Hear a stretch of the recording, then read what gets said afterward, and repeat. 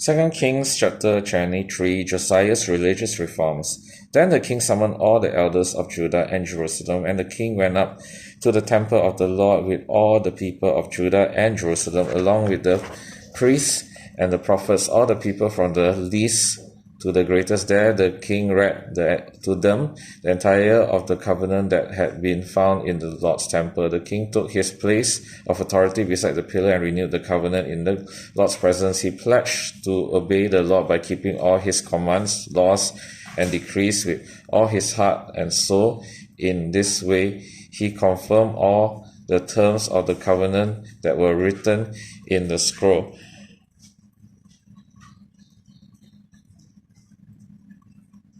And all the people pledged themselves to the covenant. Then the king instructed Hilkiah the high priest and the priests of the second rank and the temple gatekeepers to remove from the Lord's temple all the articles that were used to worship Baal, Asherah, and all the powers of the heavens. The king had all these things burned outside Jerusalem on the terraces of the Kidron Valley, and he carried the ashes away to Bethel. He did away with the idolatrous priests who had been appointed by the previous kings of Judah. Therefore there had offered sacrifices at the pagan shrines throughout Judah and even in the vicinity of Jerusalem. There had also offered sacrifices to Baal and to the sun, the moon, the constellations, and to all the powers of the heavens. The king removed the Asherah pole from the Lord's temple and took it outside Jerusalem to the Kidron Valley, where he burned it. Then he ground the ashes of the pole to dust and threw the dust over the graves of the people. He also tore down the living quarters of the male and female shrine prostitutes that were inside the temple of the Lord, where the women wove coverings for the Asherah pole.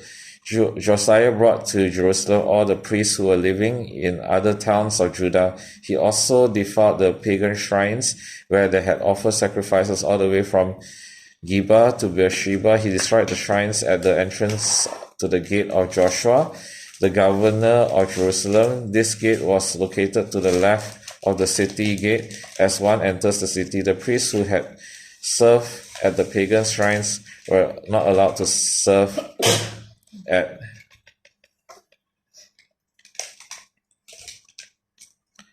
the Lord's altar in Jerusalem, but they were allowed to eat unleavened bread with the other priests. Then the king defiled the altar of Trophert in the valley of Ben Hinnom, so no one could ever again use it to sacrifice a son or daughter in the fire as an offering to Molech. He removed from the entrance of the Lord's temple the horse statues that the former kings of Judah had dedicated to the sun. They were near the quarters of Nathan-Melech, the eunuch, an officer of the court. The king also burned the chariots dedicated to the sun. Josiah tore down the altars that the kings of Judah had built on the palace roof above the upper room of Ahaz.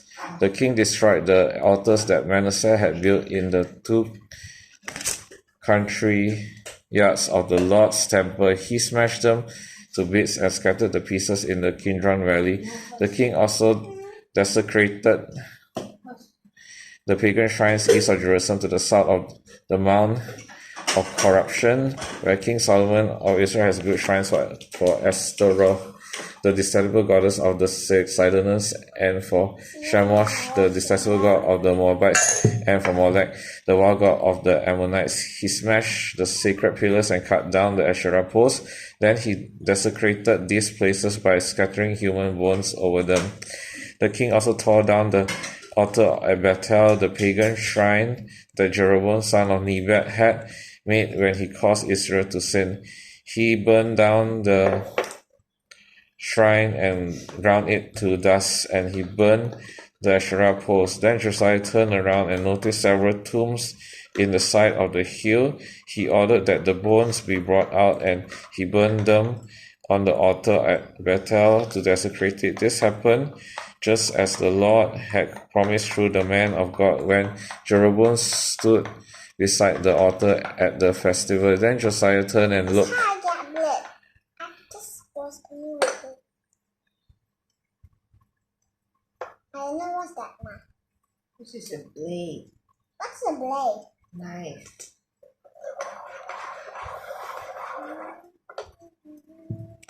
Then Josiah turned and looked up at the tomb of the man of God who had predicted these things. What is that monument over there? Josiah asked. And the people of the town told him, it is a tomb of a man of God who came from Judah and predicted the very things that you have done. Predicted the very things that you have done. Is that yours? That you have just done to the altar at Bethel. Josiah replied, leave it alone, don't disturb his bones. So they did not burn his bones or those of the old prophet from Samaria. Then Josiah demolished all the buildings at the pagan shrines in the towns of Samaria, just as he had done at Bethel. They had been built by the various kings of Israel and had made the Lord very angry. He executed the priests of the pagan shrines on their own altars, and he burned human bones on the altars to desecrate them. Finally, he returned to Jerusalem. Josiah celebrates Passover. The king Josiah then issued this order to all the people. You must celebrate the Passover to the Lord your God, as required in this book of the covenant. There had not been a Passover celebration like that since the time when the judges ruled in Israel, nor throughout all the years of the kings of Israel and Judah, but in the 18th year of King Josiah's reign, this Passover was celebrated to the Lord in Jerusalem. Josiah also got rid of the mediums and psychics, the household gods, the idols, and every other kind of detestable practice, both in Jerusalem and throughout the land of Judah. He did this in obedience to the laws written in the scroll that Hilkiah the priest had found in the Lord's temple. Never before had there been a king like Josiah who turned to the Lord with all his heart and soul and strength, obeying all the laws of Moses, and there had never been a king like him since. Even so, the Lord was very angry with Judah because of all the wicked things Manasseh had done to provoke him. For the Lord's sake, I will also banish Judah from my presence, just as I have banished Israel, and I will reject my chosen city of Jerusalem and the temple where my name was to be honored.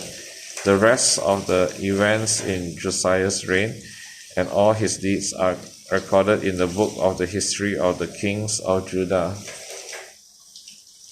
When Josiah was king, Pharaoh Necho, king of Egypt, went to the Euphrates River to help the king of Assyria.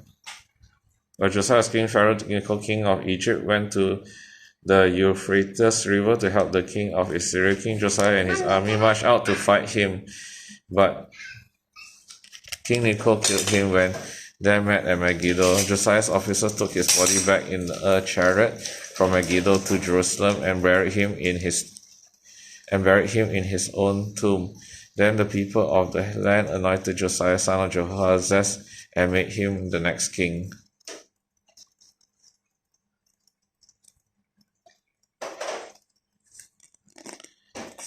Jehoahaz rules in Judah.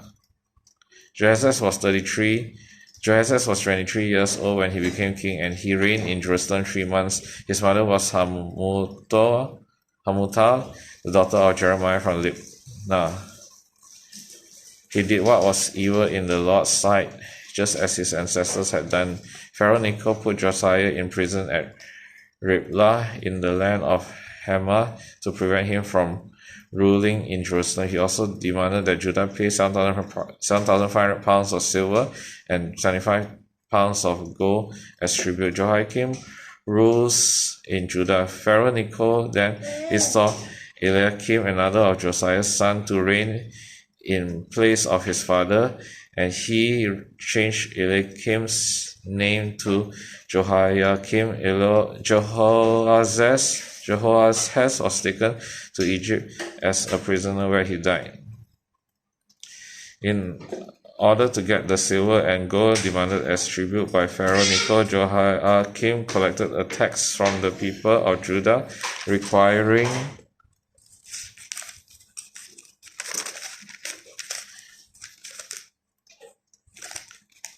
them to pay in proportion to their wealth. Jehoiakim was 25 years old when he became king, and he reigned in Jerusalem 11 years. His mother was Jebedah, the daughter of Pedaiah from Rumah. He did what was evil in the Lord's sight, just as his ancestors had done. This is the word of God.